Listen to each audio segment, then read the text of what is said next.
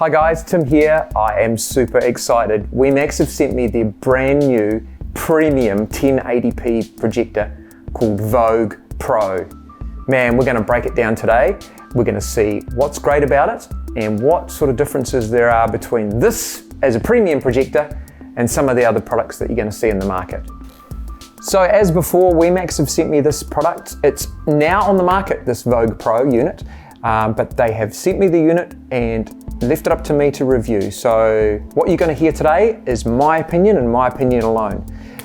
So hopefully that gives you a bit of confidence and sort of independence about the review. So first of all, who are Wemax? So Wemax are an American-based company which manufacture mostly in China. They have been around since about 2019, and they are actually partnered with Ampula, who are a manufacturer of laser and LED products.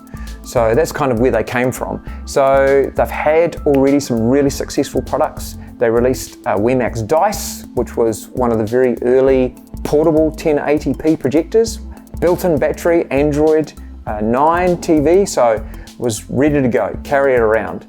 They've also released the Wemax Nova, which is their ultra short throw projector, which was 4K, and look, it's hugely successful. They are both big selling projectors, so you can be rest assured that this brand is a good quality brand.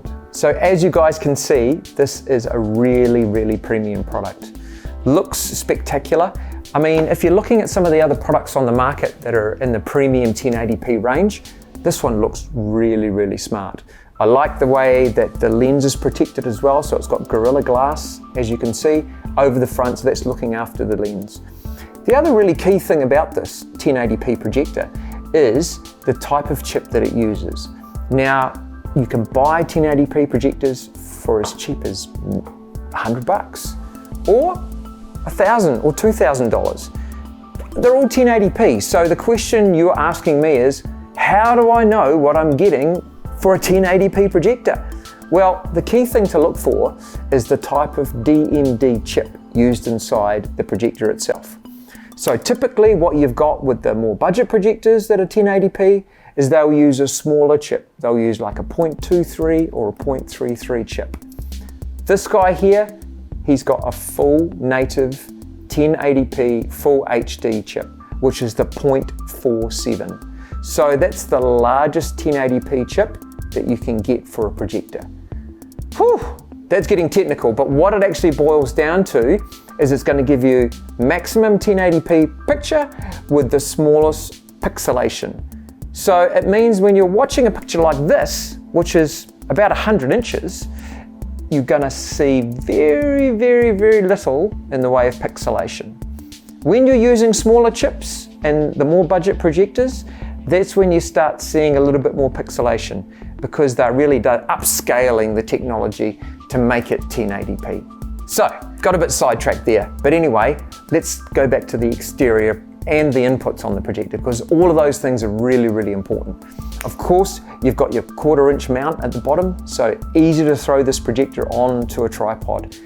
Now, it's about 5 kg, which is neither light or heavy. It's still easy enough to move around the house when you want to move it from the bedroom to the lounge, for example, but that tripod facility is really cool. The other really great thing about this projector is it's got HDMI 2, which is giving you the maximum bandwidth, which is really important with gaming especially. So we'll talk about that a bit later on. Also, it's got USB 2. So again, it's giving you a nice fast throughput of data from a USB stick. What else has it got? It's got a LAN input, and it's got something else which I've completely forgotten. What else has it got? And an optical input. Thanks. My God, I knew there was a reason I bought Corsair today. So, but again, as you can see from the projector, it's got a nice premium polished look to it. And I really like the square design. It's a little bit different from what you can see out in the market with these other projectors. So that's kind of wrapping up the externals. Let's look at the actual projector itself and the imagery. Is this not the best setup in the world? I mean, look at this. 100 inches, fantastic picture, and I'm just chilling out. That's the dream. Anyway, you can see the difference in the picture quality. I mean, this is a premium 1080p projector. So without doubt, it's probably the best looking picture I've ever seen on a 1080p projector, which is what you want. Great color, great contrast. And again, this is probably the 6th or 7th projector that I've had, and by far it's the best picture quality. So I thought I'd quickly run through the operating system as well on the projector, because again, these are important features. It uses a Android-based operating system, so it's not full-blown Android TV, but it is very intuitive. It's got full AI, which means it's always auto-focusing and auto-correcting. So if I move the projector, and hopefully if I just give it a wee bump, you guys can see the AI kicks in straight away, starts to auto refocus and calibrate itself. So good.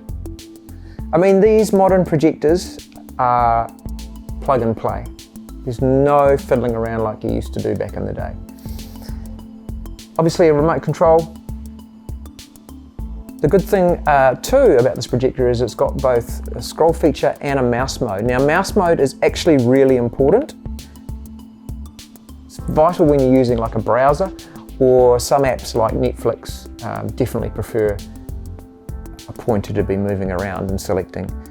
So they've really covered it off pretty well. Now, what else can we do with this projector? It is a great gaming projector. Let's go. Let's put the PlayStation on.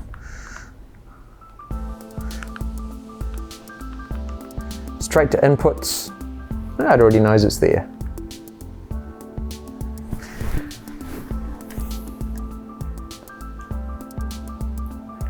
Wow, that looks great. So I thought I'd get some Destiny 2 going. One of the things I wanted to show you guys today is, I guess, the big question around lag, because projectors traditionally have had a pretty bad rap when it comes to lag. This one, around 40 milliseconds of latency, so it's actually really, really low. Typical projectors, you'll be talking about 100, so they've really worked hard to make this, and this is super responsive. You can see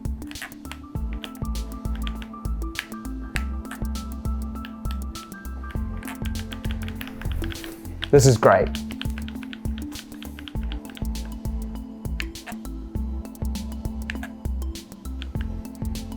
Gaming looks fantastic on this thing. I just wish I was a better gamer.